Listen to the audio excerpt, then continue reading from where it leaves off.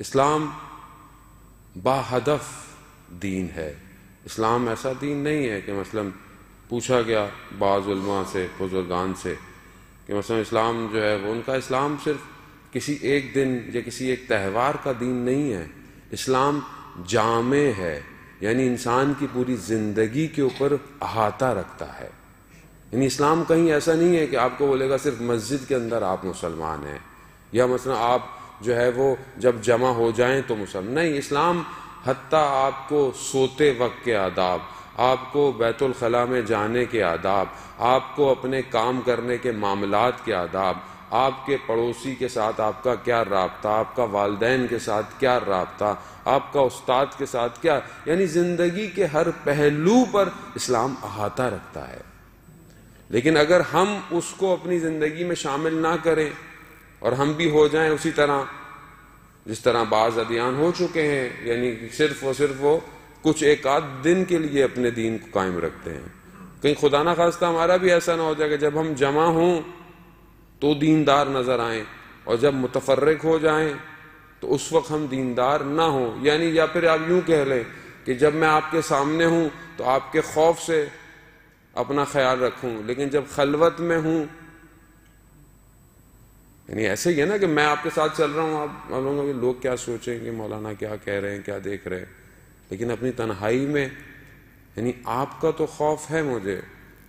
خدا جو ہے وہ درجات میں اضافہ کرو اور آپ کی صلوات علامہ ذیشان حیدر جوادی کے لیے. اللہم صلی علی محمد وعلی محمد وسلم. میں ایک ان کا مجلس سن رہا تھا، وہ کہنے لگے کہ ہم جب زمین پر ہوتے ہیں تو بڑے اچھے مسلمان ہوتے ہیں، بڑے سجدے کرتے ہیں، لیکن جیسے ہی پرواز کرتے ہیں ہمارا اسلام بھی پرواز کر جاتا ہے.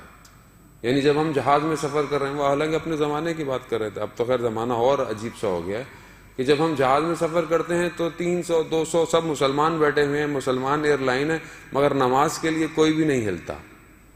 ہاں لیکن جب عمرے پہ جا رہے ہوں یہی سارے تو سب نماز پڑھیں گے. کیوں نماز پڑھیں گے؟ کہ برابر والا کیا کہے گا کہ بھائی اللہ کے گھر جا رہے اور جہاز میں نماز نہیں پڑھ رہے. یعنی کیوں ہے؟ کیونکہ ہم دوسرے کے لیے مسلمان ہیں. خدا خلوت میں دیکھ رہا ہے، خدا ہر وقت دیکھتا ہے. یعنی اصل شخصیت، اس کا بیہیویئر، اگر آپ ویسے بھی دنیاوی طور پہ بھی کسی شخصیت کو پہچاننا چاہتے ہیں تو اس کا جو اصل بیہیویئر ہے وہ اس کی تنہائی میں ہے. وہ اکیلا ہے تو کیا ہے، وہ سوچتا کیا ہے، وہ کرتا کیا ہے.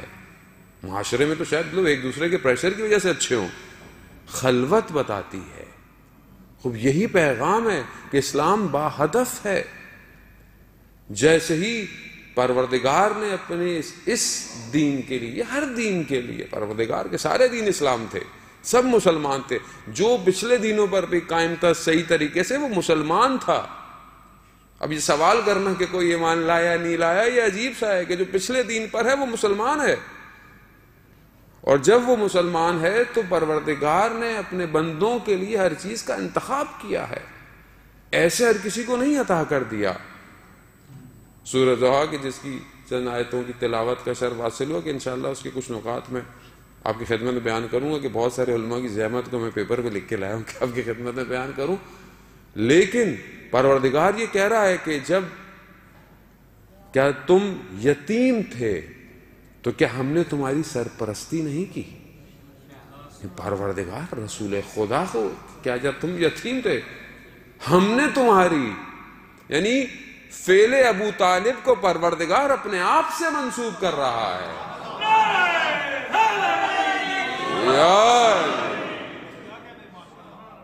یعنی پروردگار ہے. عجیب ہے. انسان بعض اوقات آیتوں کی طرف توجہ ہو جائے، کچھ کہنے کی کرنے کی ضرورت نہیں ہے کہ جب تم گمشدہ سے تھے تو کیا ہم نے تمہیں راستہ نہیں دکھایا؟ جب تم تنگ دست تھے تو ہم نے تمہیں غنی نہیں کیا؟ پروردگار کیوں کہہ رہا ہے؟ اگر رسول خدا سے کہہ رہا ہے، مجھ سے آپ سے نہیں بات کر رہا.